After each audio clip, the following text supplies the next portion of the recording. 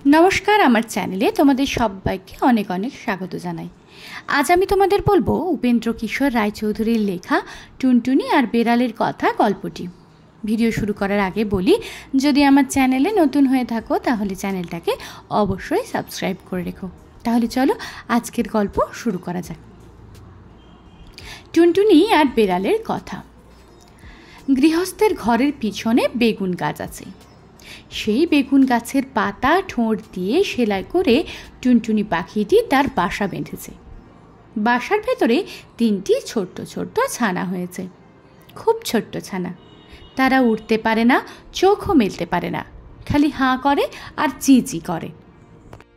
গৃহস্থের বেড়ালটা ভারী দুষ্টু, সে খালি ভাবে টুনটুনির ছানা খাবো। একদিন সে বেগুন গাছের তলায় এসে বললে, কি করছিস লা টুনটুনি? টুনটুনি তার মাথা হেঁট করে বেগুন গাছের ডালে ঠেকিয়ে বললে, প্রণাম হই মহারানী। তাতে বেড়ালিনী ভারী খুশি হয়ে চলে গেল। এমনি সে রোজ আসে, রোজ টুনটুনি তাকে প্রণাম করে, মহারানী বলে, আর সে খুশি হয়ে চলে যায়। এখন টুনটুনির ছানাগুলি বড় হয়েছে, তাদের সুন্দর পাখা হয়েছে, তারা আর চোখ বুজে থাকে না।